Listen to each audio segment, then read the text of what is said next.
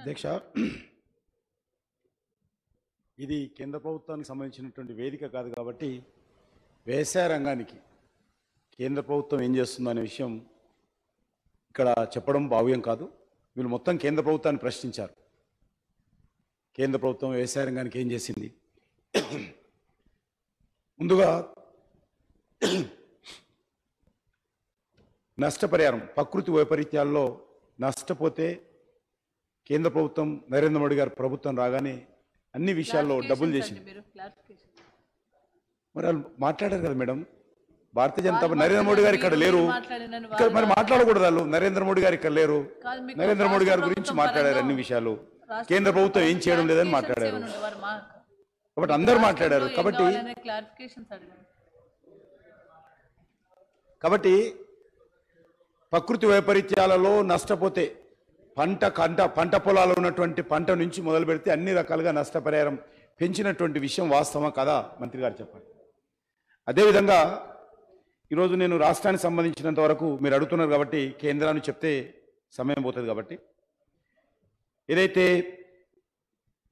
పెట్టుబడి రైతు బకాయిలు ఇంకా ఎన్ని చెల్లించాల్సింది మన దగ్గర 2017 ఖరీఫ్ సీజన్లో వ్యవసాయ రుణాలపైన వడ్డీ రైతు బకాయిలు కూడా ఇదే నిజామాబాద్ నుంచి నాకు దరఖాస్తు రైతు పంపించాడు డీటెయిల్గా, నిజామాబాద్ జిల్లాకు సంబంధించి.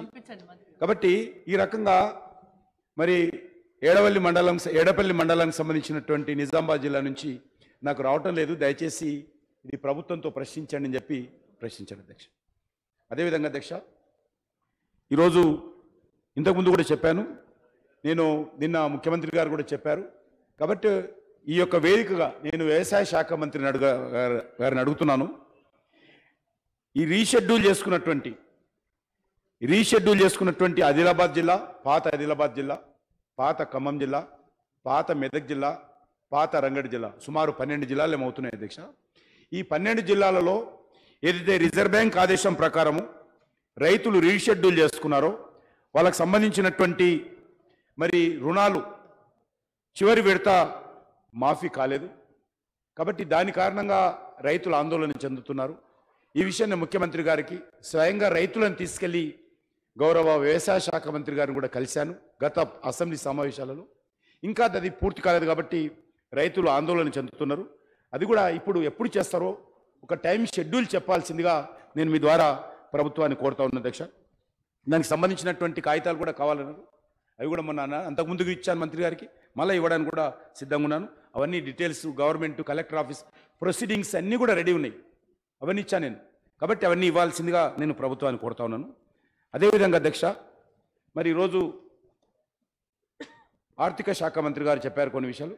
దానికంటే ముందు ఈ కౌలు రైతులు ఈరోజు రాష్ట్రంలో మరి సుమారు 14 లక్షల మంది, అంటే 71 లక్షల మంది రైతులుంటే అందులో 14 లక్షల మంది కౌలు రైతులు ఉన్నారు.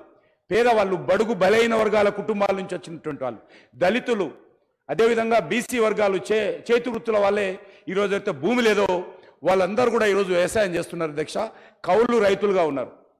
మరి వాళ్ళకి ఈరోజు మీరు ఇస్తున్నటువంటి ఆర్థిక సహాయం ఏదైతున్నదో వాళ్ళకి ఏమైనా మేలు జరుగుతుందా, వాళ్ళకి ఏమైనా అందుతుందా, వాళ్ళ గురించి ఏమైనా ప్రభుత్వం ఆలోచన చేస్తుందా? బడుగు బలైన వర్గాల రైతులు కష్టపడి భూమి మీద ఓడి పంట పండిస్తూ ఉంటే మీరు ఎక్కడో హైదరాబాద్లో ఉన్నటువంటి వాళ్ళకే సాయం చేస్తామంటే, మరి భూమి మీద ఫీల్డ్ మీద ఎండకు వానకు ఉండి వాళ్ళు కష్టపడుతున్నటువంటి వాళ్లకు మీరు ఇచ్చేటువంటి ఆర్థిక సహాయం ఏదైతున్నదో మరి వాళ్ళకి ఏ రకంగా అందుతుందో ప్రభుత్వం చెప్పాల్సిందిగా నేను మీ ద్వారా కోరుతా ఉన్నా అధ్యక్ష. మరి కౌలు రైతులకు పెట్టుబడి పథకం వస్తుందా రాదా, అది కూడా మీ ద్వారా చెప్పాల్సిందిగా కోరుతా ఉన్నా అధ్యక్ష. అదేవిధంగా ఈరోజు సివిల్ సప్లైకి సంబంధించి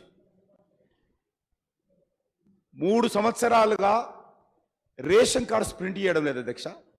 ఎందుకు ప్రింట్ చేయడం లేదు ప్రభుత్వం చెప్పాలి. 3 సంవత్సరాలుగా కేంద్ర ప్రభుత్వం కూడా ఖచ్చితంగా ఈ యొక్క ఫుడ్ సెక్యూరిటీ లోగో కార్డు మీద ప్రింట్ చేయాలని సర్క్యులర్ పంపించింది మనం.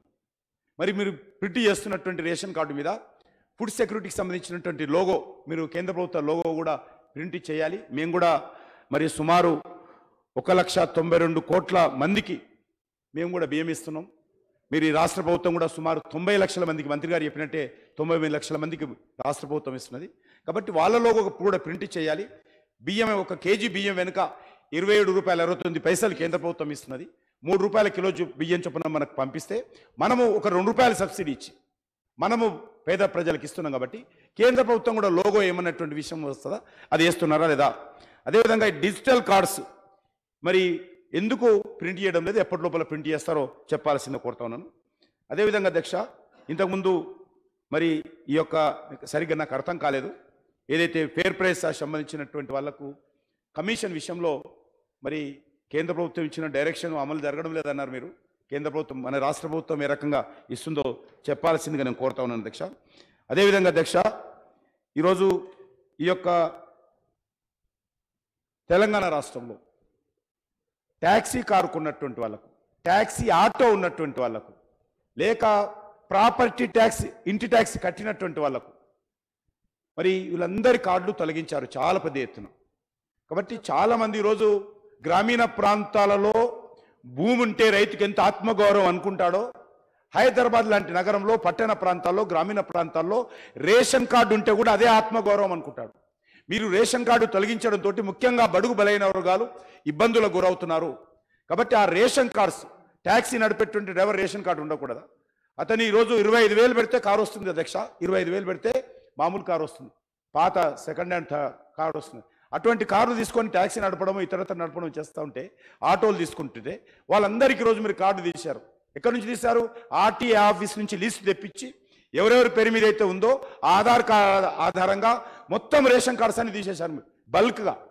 కాబట్టి నేను కోరేది ఒకటి, ఆ రకమైనటువంటి నిబంధన పెట్టకుండా నిజంగా అతను పేదవాడా ధనికవాడా మీరు సర్వే చేయకుండా ఒక ట్యాక్సీ నెంబర్ తీసుకును, లేకపోతే ఇంటి ప్రాపర్టీ ట్యాక్స్ కట్టారను. ఈరోజు హైదరాబాద్ అధ్యక్ష, నా మురికివాడలు నేను చూపిస్తాను, 20 గజాల స్థలం కూడా బతుకు తెరువు కోసం 2వ ఫ్లోర్ 3వ ఫ్లోర్ వేసుకున్నటువంటివి ఉన్నాయి.